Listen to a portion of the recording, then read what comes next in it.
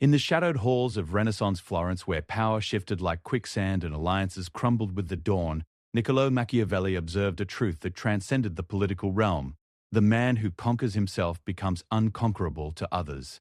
This principle, woven through the fabric of human attraction and desire, reveals itself most powerfully in the delicate dance of seduction. The weak man seeks validation through others, particularly through the attention and approval of women. He constructs elaborate facades, desperate performances designed to mask his insecurities and inadequacies. But Machiavelli understood that true power, and by extension true attraction, comes not from hiding weakness but from systematically destroying it. The man who has undergone this internal revolution becomes a force of nature, drawing others to him not through manipulation or trickery, but through the magnetic pull of authentic strength. Marco had always been the type of man who measured his worth by the smiles he could extract from women, the phone numbers he could collect, the validation he could accumulate like coins in a jar. He would spend hours crafting the perfect text message, analyzing every emoji for hidden meaning, and constructing elaborate strategies to appear more interesting than he truly felt.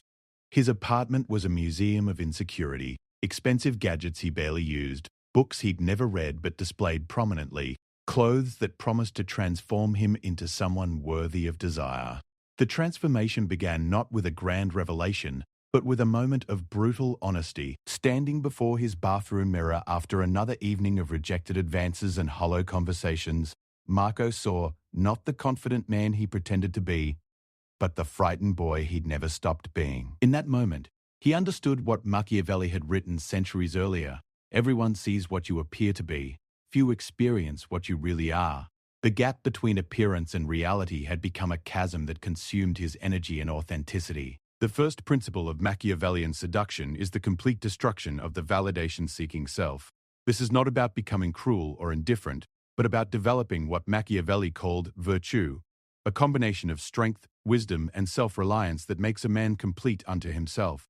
When a man no longer needs external confirmation of his worth, he becomes free to interact with women from a position of genuine strength rather than desperate need. Marco began his transformation by eliminating the behaviors that screamed of desperation.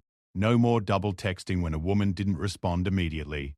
No more elaborate plans designed to impress. No more careful curation of his image on social media. Instead, he focused on building genuine competence in areas that mattered to him.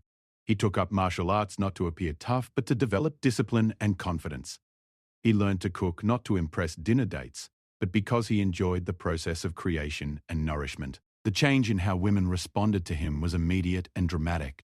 Where once they had sensed his neediness like predators sensing weakness, they now encountered something different. A man who was genuinely content with himself, who engaged with them because he chose to, not because he needed to. This shift activated something primal in their psychology, something Machiavelli had observed in the courts of princes. People are naturally drawn to strength and repelled by weakness. But this transformation required more than surface changes. Marco had to confront the deepest sources of his insecurity, the childhood wounds and societal programming that had convinced him his worth depended on others' approval.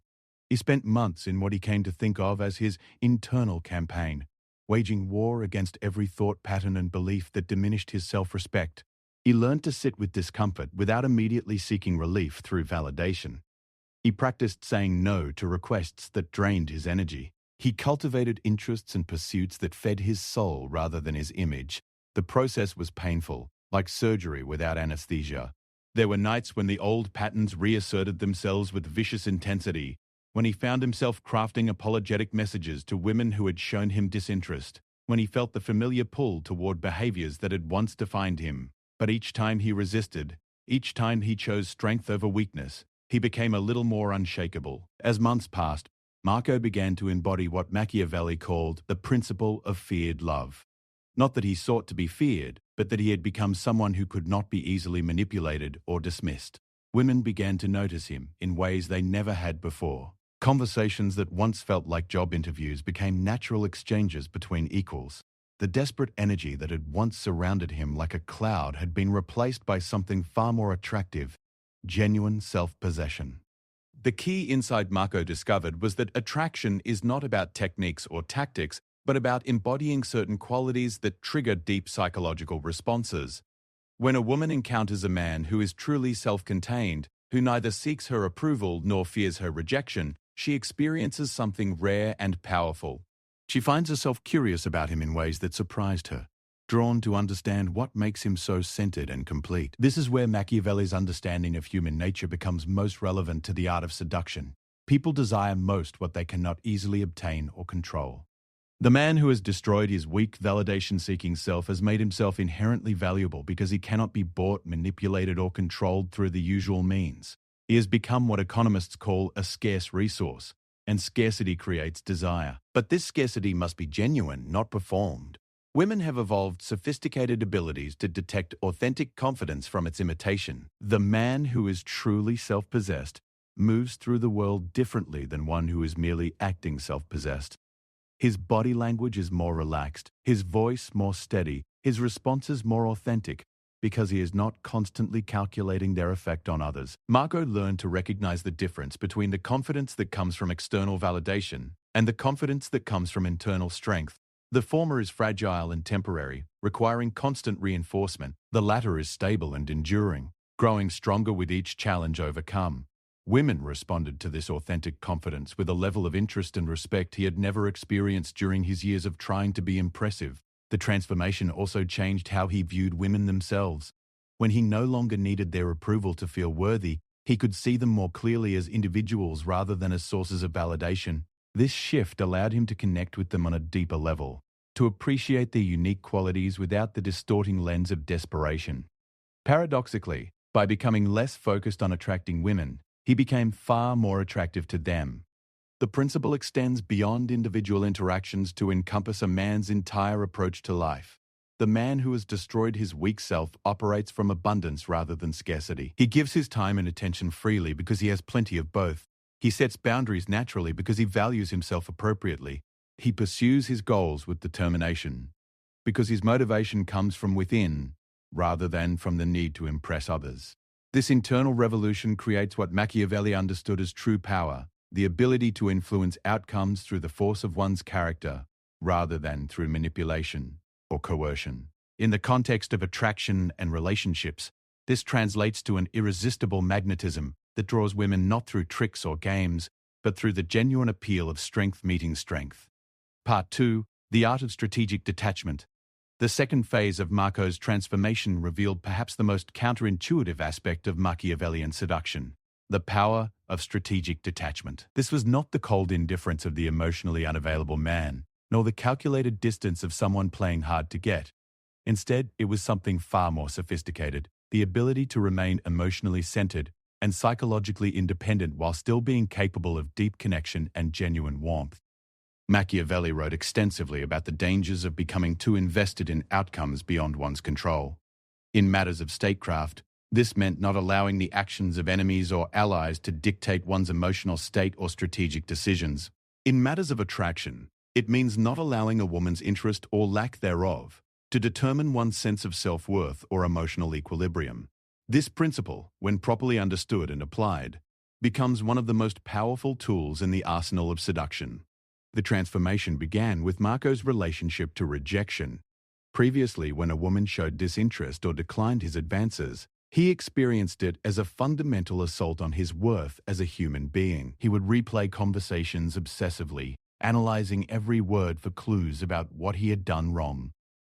He would craft elaborate strategies to win back her interest, often pushing her further away in the process. The rejection became a wound that defined him, a source of shame that influenced every subsequent interaction. But as Marco developed genuine self-possession, his relationship to rejection underwent a complete metamorphosis. He began to understand that a woman's interest or disinterest was information about her preferences, her circumstances, her emotional state, but it was not information about his fundamental worth as a person.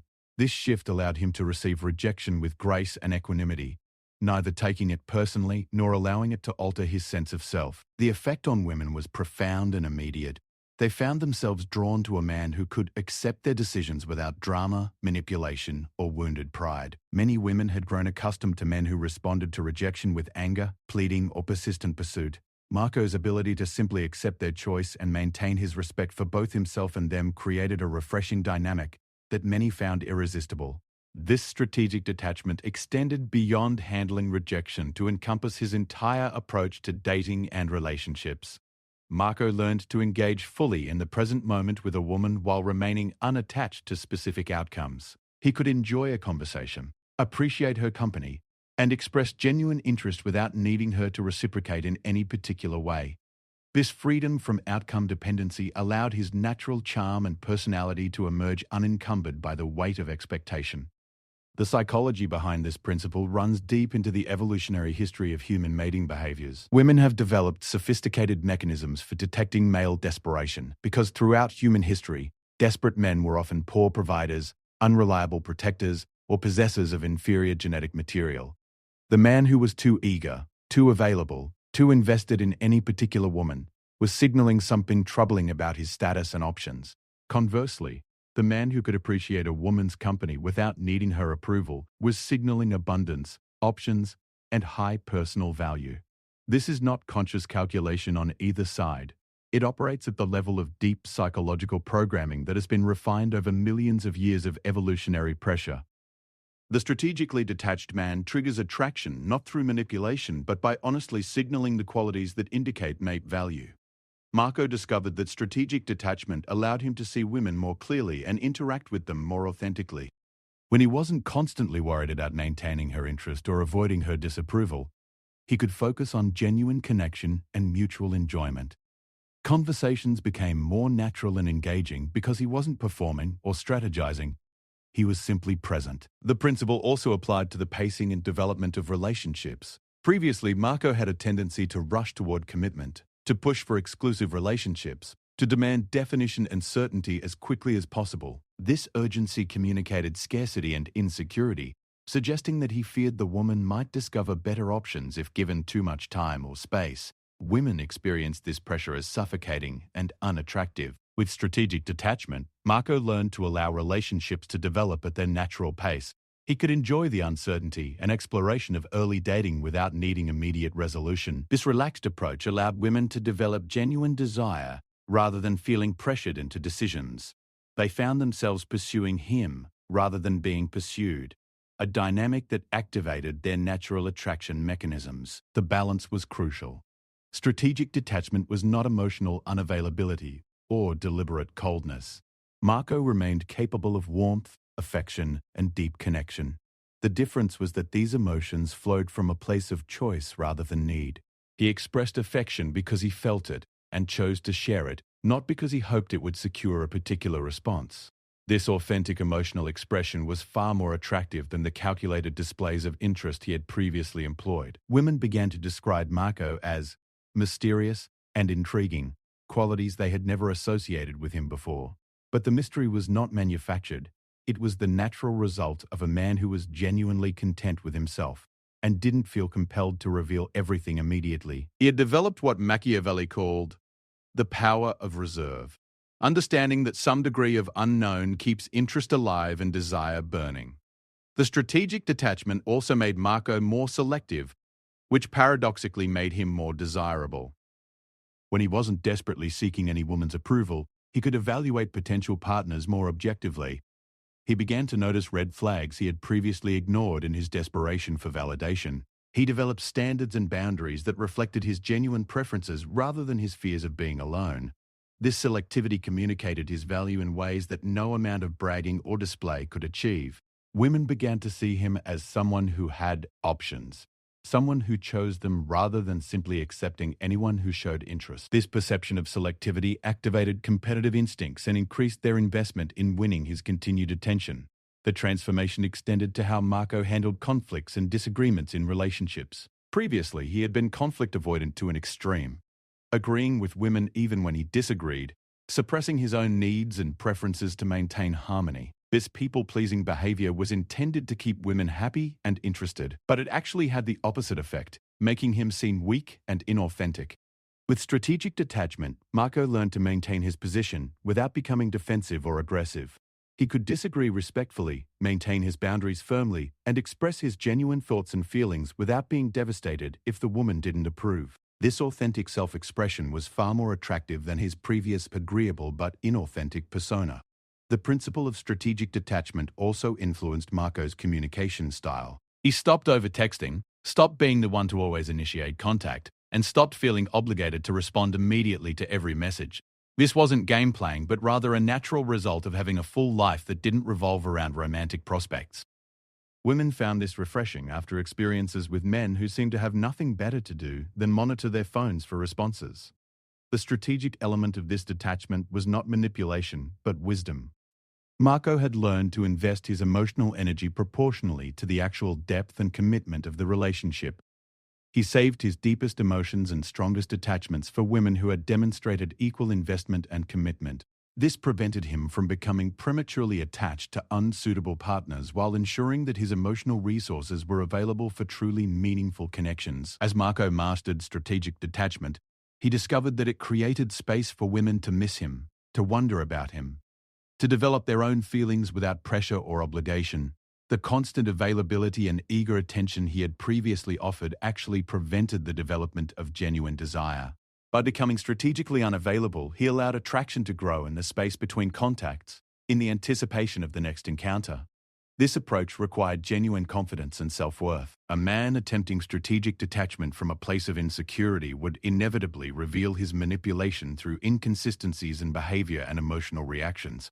The strategy only worked when it flowed from authentic self-possession and genuine abundance. Marco's months of internal work had provided the foundation necessary to employ this principle effectively. Part 3. The Mastery of Subtle Dominance. The final phase of Marco's transformation revealed the most sophisticated aspect of Machiavellian seduction: the mastery of subtle dominance. This was not the crude dominance of the stereotypical alpha male with its overt displays of aggression and competition. Instead, it was the refined dominance of the true prince, quiet, confident, and utterly compelling. It was dominance that enhanced rather than diminished, that elevated both participants in the interaction rather than creating winners and losers. Machiavelli understood that true power is often most effective when it is barely visible, when it influences outcomes through the force of presence rather than the bluntness of coercion.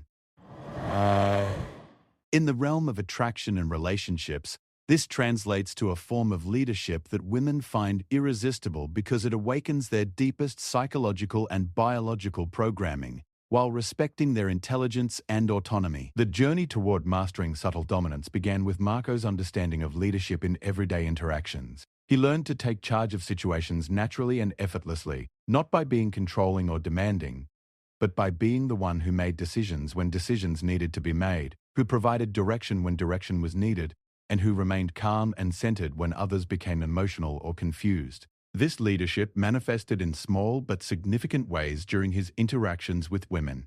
When planning a date, instead of the endless, "What do you want to do?"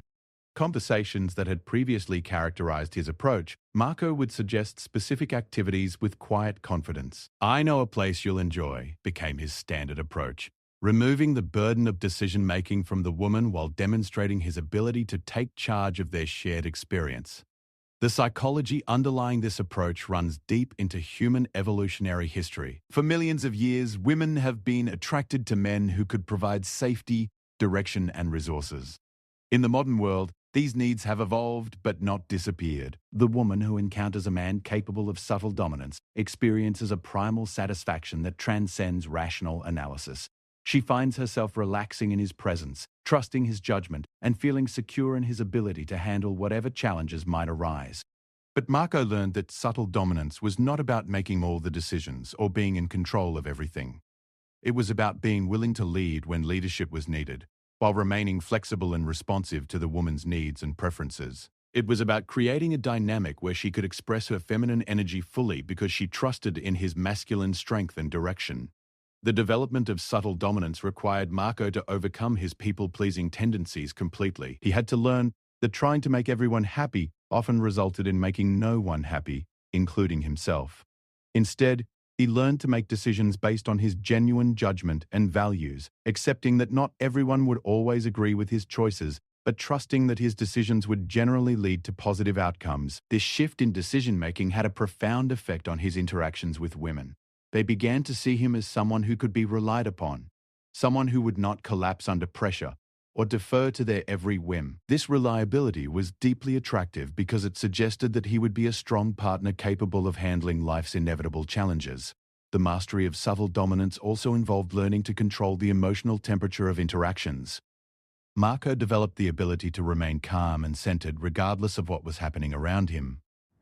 When a woman became emotional or upset, instead of matching her energy or becoming defensive, he learned to be the stable presence that helped her regain her equilibrium. This emotional leadership was perhaps the most powerful aspect of subtle dominance.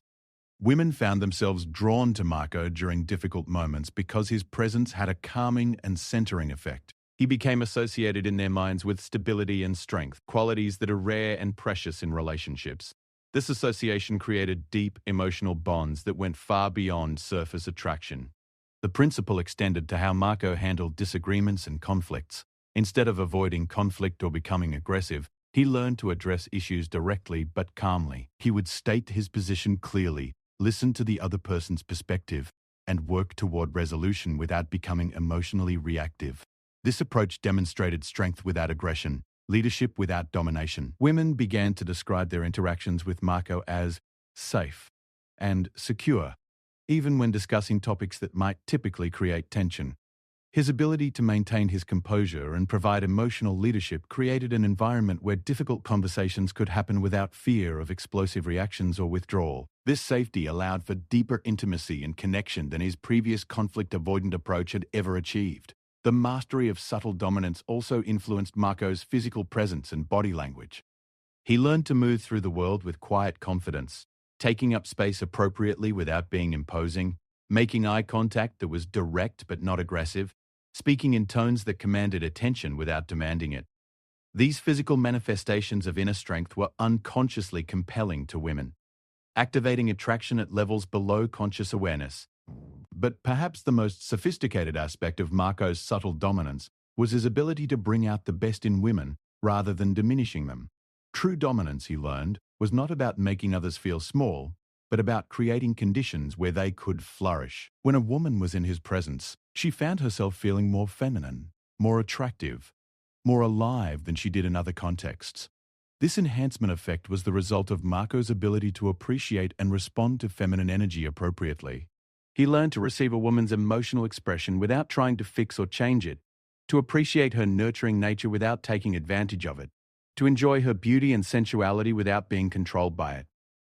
This authentic appreciation of feminine qualities allowed women to express these aspects of themselves fully, creating a deeply satisfying dynamic for both parties. The development of subtle dominance required Marco to understand the difference between strength and rigidity, between leadership and control. He learned to be firm in his values and boundaries while remaining flexible in his approaches and methods. This combination of strength and adaptability was highly attractive because it suggested both reliability and intelligence.